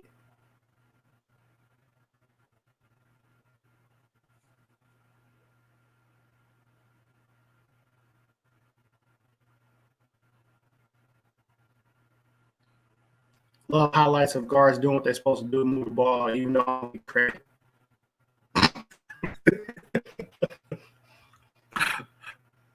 Lock no credit when I pass lock the ball. What? But two great kids, man. RJ Felton and Quentin are both going to be really good college players. Great body. Yeah, he is. 2-sport kid, football and basketball. Locke, you going to South Georgia with yours? No, I'm actually staying up here in Atlanta. Okay. Oh, Locke staying above the airport this time? Yeah, man, this is a freshman U kid. Bryce, you might know this kid. He was on the ANU circuit back in middle school. Makai Carter out of Archer. he put out a tweet earlier this week and said, any coaches that can get me in touch with HBCUs or Ivy League, please contact me. He has a 4.0 GPA. He's starting point guard for Archers, which is a 7A school. So he's playing in the highest classification in Georgia. And he's pretty good. And you know he's going to play defense playing for Coach Joel over there. Most definitely. You see that his first highlight was a defensive play. So I just wanted to show this kid some love because, you know, I haven't seen him in a while because I haven't seen him on the AAU circuit. But, you know, for him to tweet out, you know, that he wants to get in contact with HBCU coaches or, you know, Ivy Leagues, you know, he has a 4.0 GPA. So he looking, you know, somewhere he could just get a good education and still play ball. He's a solid point guard. Gotta love that. Like Coach said, gotta take care of your paperwork. Paperwork is huge. See, he can go to Harvard, you go to Morehouse, you can go to Payne, you can go anywhere with a 4.0. Most definitely. It's funny you mentioned that, Coach. I just had a conversation with a player and his father, you know, regarding if NCAA says you don't have to take the ACT, SAT again. And I told him, I said, you got to take it regardless, because just because the NCAA says it doesn't mean a school is going to accept you without it. And you can't go on an official visit without it. Well, this year they waived it for you to be able to go on an official visit because of the coronavirus. Really, the NCAA is going to get away from, it's just giving them an opportunity. They're going to get away from giving these tests because they got so many lawsuits against them. So they're trying to weed out. That's why they've been kind of changing. There's been an evolution of changing of being eligible to play because of that. So eventually, this whole game is going to go international way on the floor, and it's going to be where college is, you know, they finding out that the kids are not getting paid, and so they're going to have these other different leagues where kids can go and play. So the game is going to get different. It's become different, especially after the corona situation this year. So you guys kind of be prepared for it to go a different way. And kids, they don't need to panic because coaches are not on them, because coaches don't really know what's going to happen with this situation out there. Just be patient, keep working at your craft, keep working hard, and if you're good enough, mow your lawn, take care of your yard, and then when you take care of your yard, somebody's going to walk by and say, who did that yard? I want that guy who did that yard. And that's what you have to do right now, because you can't control any of the other stuff. I really don't know whether or not it's going to be a season until I see the NBA get out there. You all remember when the NBA shut down, all sports shut down. So, Yep. But you got to continue to work at your craft as though it's not going to be an issue. And, you know, I know a lot of young high school kids are kind of worried about not getting recruited. But just be patient, keep working at your craft. It's going to break out. They're going to probably give kids who miss out that extra year. So that gives you an extra year to get yourself mentally and physically prepared for the college game. I hope we do away with standardized testing across the board.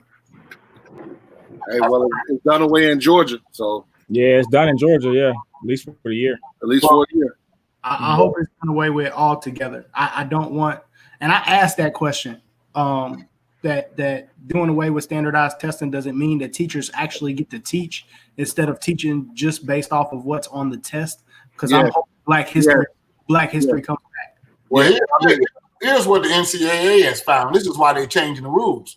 The kids that had the lower test scores and who went to school, their matriculation was better than the higher scoring kids with the higher test scores.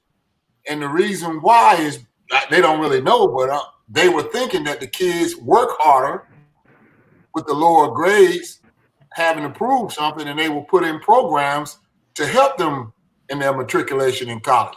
So this is why they are starting to knock down standardized testing, is because of this. The studies, the numbers have shown that the kids who scored lower has matriculated, especially in athletics, their matriculation has been far greater than the ones who had the higher test scores. And Mondre, at the high school level, public school wise, you teach towards standards. And those standards are standards that are going to be tested on with standardized testing. Well, if the standardized test is gone, now I don't have to reach all these standards that I'm supposed to get by the end of a certain time period, the end of the year. So you've got a twofold thing that can happen. I can now switch what we're teaching, you know, and I can also stay on something longer if my kids don't get it. Like that's two big things right there, in my opinion. For sure. And maybe we can get, I'm sorry, I'm going to say it again. Our history has been whitewashed. And the contributions of African Americans in this country needs to be discussed. It needs to be talked about. You cannot skip from the Civil War to civil rights. We contributed to American history, and that needs to come back. That needs to be discussed. Man, I wish I could have sent you this, but Joe Eatman of Sheldon State, head coach of Sheldon State, had a great tweet. You know, about what you learned in school. I'm just reading some of it now. He said it's no accident that you learned about Helen Keller instead of W.E.B. Du Bois. We learned about the Watts and L.A. riots, but not Tulsa or Wilmington. You learned that George Washington's dentures were made from wood rather than the teeth from slaves. Oh, you talking that talk. You learned about black ghettos, but not about Black Wall Street. You learned about the New Deal, but not redlining. You learned about Tommy Smith's fist in the air in the 1968 Olympics, but not that he was sent home the next day and stripped of his medals. And he goes on and on. Wow. And, actually, a white brother follows him up, Coach Tom Parks, and says, why hasn't this tweet gotten all these retweets? You know. It's real talk, man. Real talk. It's 5 things, and I'm going to have to leave you guys because my boss is telling me I got to go. And, you know who the boss is, Coach. Boss. So that's 26 years of marriage. So I know who the boss. They saying you hen pick. I say, yeah, but I'm picked by a good hen. So, but it's 5 things that kids now, after this, the rioting and the protesting, I think it's 5 things they have to look at amongst themselves. Number 1, mass incarceration. There has to be something addressed to that. Number 2, miseducation, like what you guys are talking about. Not really being educated on the true facts about our history. For instance, the statues that are being torn down by our young people, a lot of the Confederate statues were put up by the daughters and the wives of Confederate soldiers. Mm. Go do your homework on it. They started a group of 100 of them, and they did this in remembrance of their husbands in the Civil War that they lost. It's called the Lost Cause. The Lost Cause. Look it up. So, miseducation, gentrification in our cities, it's got to be addressed. Also, access to wealth. We got to have access to wealth. We don't have access to wealth. We don't own anything. We can't do anything. And last but not least, police genocide.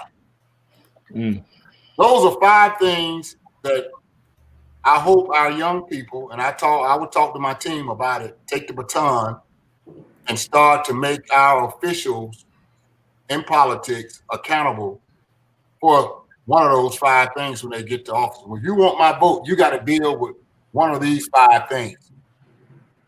Mass incarceration, miseducation, gentrification, access to wealth, and last but not least, genocide by the police force. Because they have basically become the new Klan if we're not careful. So I'm going to leave on that note. You guys, I really appreciate you asking me to do this. I don't do this for everybody, so y'all know I love you guys to do this. Appreciate that, coach. No doubt, coach. Appreciate you, man. So anything that I could do and on the film, just send it to me. I can't. I saw a couple of things on there that I like, and it wasn't the refereeing. So we'll connect you, coach. Ain't no problem. Peace, guys, and you all take care and continue doing what you're doing. It's a beautiful thing that you guys are doing this, and it's a beautiful thing. And anytime I can help, let me know. Thank you, coach. Appreciate you. Take care now. All right. All right, coach. What was that last one? He said mass incarceration, miseducation, gentrification, access to wealth. What was the last one? Please. Man, that's 5 nuggets right there, man. Powerful.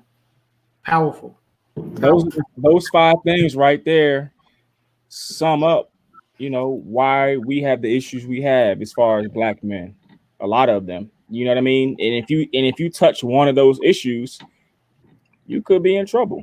You know what I mean? It makes things harder and harder for you. And I know the guy who had recently just gotten killed at the Wendy's in Atlanta, they had posted the video probably a couple of days afterwards, and he was speaking on those things. Like, I'm just trying to, I got kids, I got a wife. I'm just trying to, I know I had some issues in the past. I'm just trying to fix it. I'm trying to get myself together. So 100%.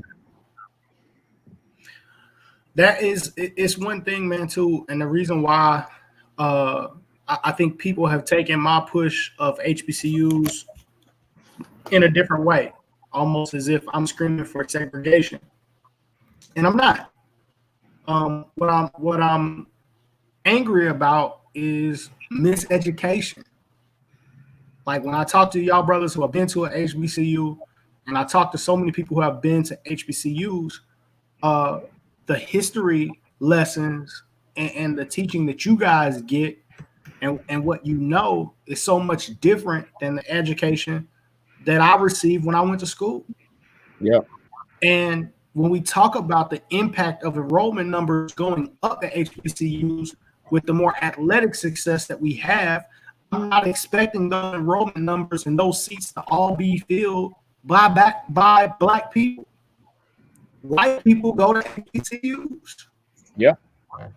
So the education they're going to get about our history is going to be extremely vital if we're going to change the future of this country, how people look at people, how they think about it, how they're able to connect with us, and our history is going to change.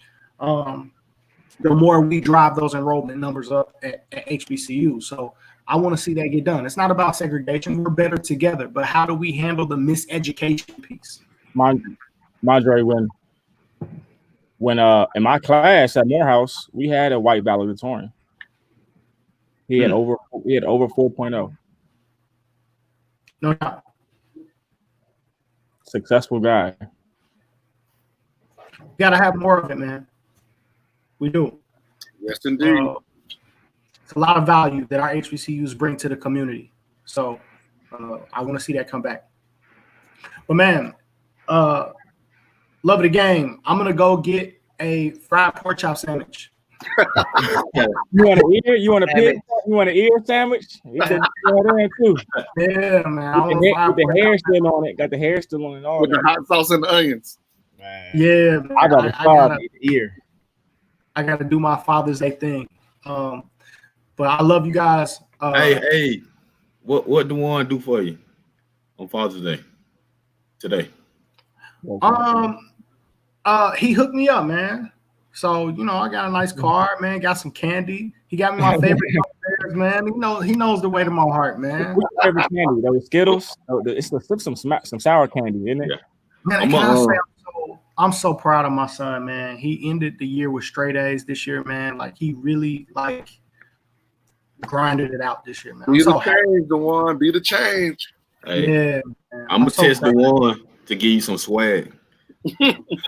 The one had on them Space Jams. Oh no, he had on them black and red 11s when we went out to Buffalo Wild Wings at one time.